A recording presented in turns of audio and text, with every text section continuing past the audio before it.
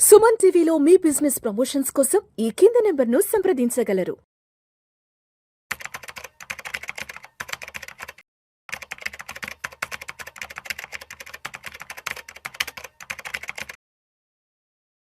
రామచంద్రమూర్తి గారు నమస్తే సార్. నమస్తే విష్ణు గారు. Welcome to Suman T and welcome to Vishnu talks. Thank you sir. Yes, నేను ఏదో ఒక ఆర్టికల్ ఒకటి షేర్ చేశారు, నాకు చదువుతాను.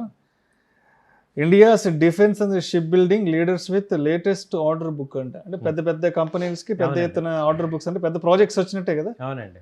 ఏదో కొన్ని కంపెనీస్ లిస్ట్ ఏదో ఉంది. ఎస్, మన ఆడియన్స్కి డిఫెన్స్కి సంబంధించిన ఏ కంపెనీస్కి ఆర్డర్ బుక్ వచ్చింది ఏంటనే దాని గురించి just for the knowledge sharing, information, educative పర్పస్గా అక్కడ ఏముందో మనకి వచ్చిన న్యూస్ ప్రకారం ఏముందో చెప్పుకుందాం. దయచేసి గమనించండి, ఇది ఎటువంటి రికమెండేషన్ కాదండి. పెట్టుబడులు పెట్టే ముందు మీ అడ్వైజర్ని సంప్రదించి మాత్రమే తుది నిర్ణయం తీసుకోగలరని మనవి. ఈ వీడియోలో ప్రస్తావించబోతున్న అంశాలు కేవలం ప్రేక్షకులకు ఒక అవగాహన కొరకు, ఇన్ఫర్మేషన్ కొరకు మాత్రమే, దయచేసి గమనించగలరు. ఎస్, రామచంద్రమూర్తిగా స్టార్ట్ చేయండి. యాక్చువల్గా హాల్కి 2,54,000 crore ఆర్డర్ బుక్ ఉంది. 2,54,000 కోట్ల ఆర్డర్ బుక్ వచ్చింది హాల్కి. దాని ఇంపాక్ట్ కూడా మనకి చార్ట్స్ లో కనపడుతుంది.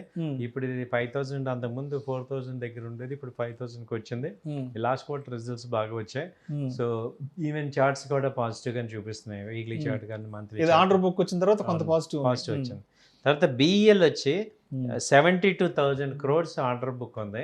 బిఈఎల్ 72,000 కోట్ల ఆర్డర్ బుక్ వచ్చింది.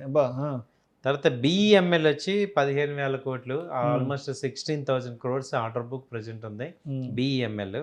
దాని తర్వాత మెస్డాక్ వచ్చి 20,000 crores ఆర్డర్ బుక్ ఉంది. తర్వాత వచ్చి జిఆర్ఎస్సి వచ్చి 15,000 కోట్ల ఆర్డర్ బుక్ ఉంది. జిఆర్ఎస్సి షిప్ బిల్డింగ్ ఇది. నెక్స్ట్ పరస్ ఆర్డర్ బుక్ వచ్చి 900 crores ప్రెసెంట్ ఉంది.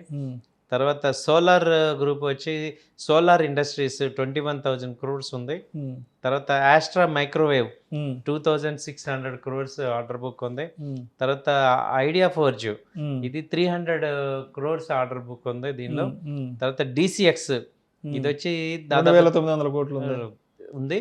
డేటా ప్యాటర్న్ వచ్చి ఇది 2,000 crores ఆర్డర్ ఉంది, ఆర్డర్ బుక్ ఉంది. అలాగే మిదాని వచ్చి 2,500 crores ఆర్డర్ బుక్ ఉంది.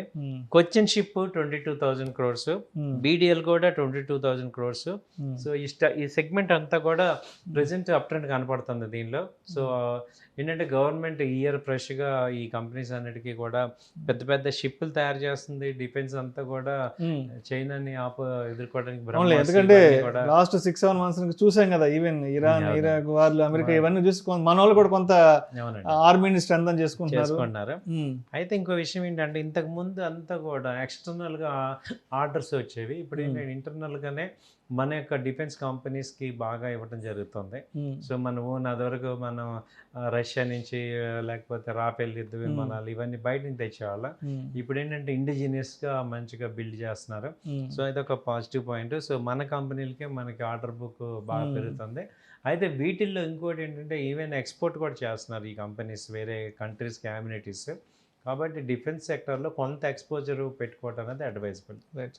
సో ఇప్పుడు రామచంద్రమూర్తి గారు, ఇందాక మీరు చెప్పారు, ఇప్పుడు ఆర్డర్ బుక్స్ వచ్చిన తర్వాత కంపెనీలకు సంబంధించిన గ్రాఫ్లు కొంత పాజిటివ్లో ఉన్నాయన్నారు కదా. సరే, ఇప్పుడు ఎంత పాజిటివ్లో ఉన్నా కూడా ఎస్, ఒక ఇన్వెస్టరు అంటే కంపెనీకి ఆర్డర్ బుక్ వచ్చేసింది, 1,000 కోట్లు 2,000 కోట్లు వచ్చేసాయి, తొందరపడి ఇన్వెస్ట్ చేయకుండా ఇప్పుడు ఎంత ఆర్డర్ బుక్ వచ్చినా టెక్నికల్స్గా గ్రాఫ్ పరంగా ఎంత గ్రీన్గా ఉన్నా సరే, ఎస్ మన వైపు నుంచి ఆ కంపెనీ ఫండమెంటల్స్, టెక్నికల్స్ ఎటువంటి విషయాలు మనం తప్పనిసరిగా దృష్టిలో ఉంచుకోవాలి. ఎక్సలెంట్ సార్, ఈ పాయింట్ బాగానండి. ఆర్డర్ బుక్ అంటే మీనింగ్ ఏంటంటే నాకు బిజినెస్ వచ్చినట్టు, ప్రాజెక్ట్స్ అది ఎగ్జిక్యూట్ చేయాలి కదా, ఎగ్జిక్యూట్ చేయాలి, మనీ రావాలి. ఎగ్జాక్ట్లీ. సో అది కొంచెం గుర్తుపెట్టుకోవాలి. అంటే ఇది కంపెనీ ఎగ్జిక్యూట్ చేయాలి కదా, అది తయారు చేసి వాళ్ళకి ఇవ్వాలి, దానికి కొంత టైం పడుతుంది. సో ఇదేంటంటే ఒక 6 నెలల నుంచి 1 year హోల్డ్ చేస్తానన్న వాళ్ళకే ఇది అడ్వైజబుల్. ఇది ఇంట్రడ్యూస్ చేస్తాను 4 రోజుల్లో అమ్మేస్తానన్న వాళ్ళకి ఇది పెద్ద న్యూసే కాదు. But long term investment, wealth క్రియేషన్లో ఇది ఒక మంచి న్యూస్. అంటే ఏ కంపెనీకి ఆర్డర్ బుక్ ఉంది అంటే ఏంటి, ముందు వాళ్ళకి బిజినెస్ ఉన్నట్టే కదా. బిజినెస్ ఉందంటే ఇవాళ కాదు రేపైతే డెలివరీ చేస్తారు, గ్రోత్ వస్తుంది.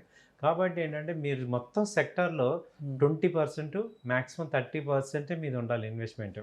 ఇప్పుడు నాకు ఇది బాగుంది కదా అని చెప్పి హాల్లో 10 లక్షలు నా దగ్గర క్యాపిటల్ ఉంటే 10 లక్షలు కొనకూడదు, గుడ్డుగా వెళ్ళి ఇన్వెస్ట్ చేయకూడదు. ఒక 20%, 25% మ్యాక్సిమం పెట్టుకుంటే మీకు రేపొద్దున తగ్గిన మిగతా క్యాపిటల్ ఇబ్బంది అవుతాం, ఎరుడు కాకుండా ఉంటుంది.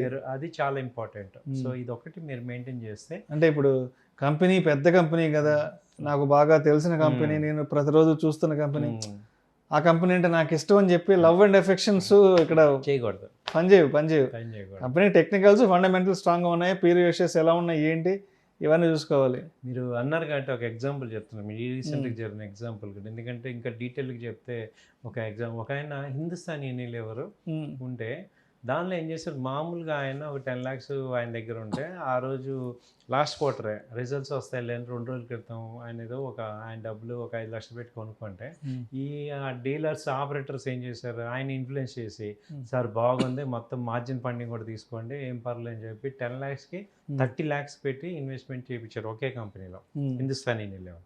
అది రిజల్ట్ బ్యాడ్ వచ్చింది. వాళ్ళు ఏమన్నా రిజల్ట్ బాగుంటుంది సార్ మీకు ఒక్కసారిగా జాక్పాట్ ట్రేడ్ అన్నారు, అది రిజల్ట్ హిందుస్థాన్ యూనిలివర్ అది 200 పాయింట్ డౌన్ అయిపోయింది.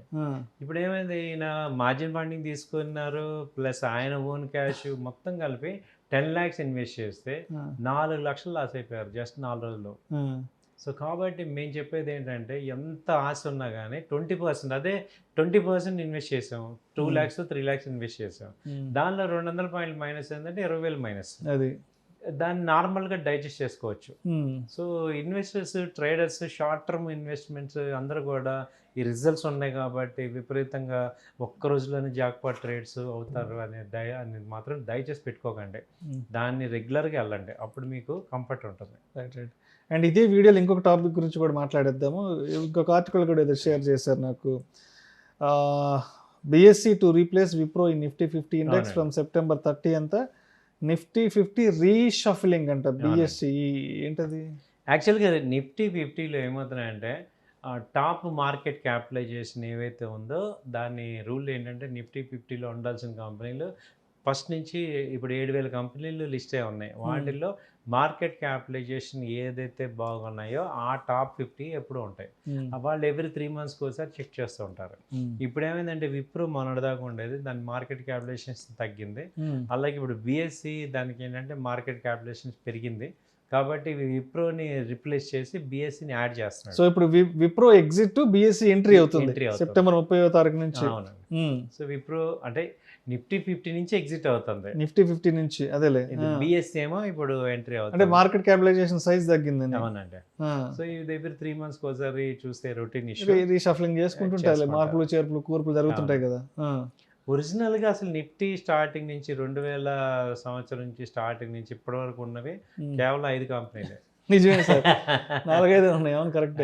అది టాటా స్టీల్ ఒకటి, రిలయన్స్, TCS ఒకటి, సో ఇలా హిందుస్థాన్ యూనిలివర్, ITC. సో ఎంత పెద్ద కంపెనీ అయినా, ఎంత పెద్ద బ్రాండ్ అయినా, ఎంత పెద్ద తోపు తురుంకానైనా కూడా అది నెక్స్ట్ 4-5 years ఏంటో, లేదా నెక్స్ట్ 2-3 years ఏంటన్నది మనం ఎవరూ చెప్పలేము. So no one can predict the market అనేది ఊరకనే కాదు. అవునండి. Right sir, right sir. Thank you sir, thank you so much Ramachandramurthy garu. Thank you.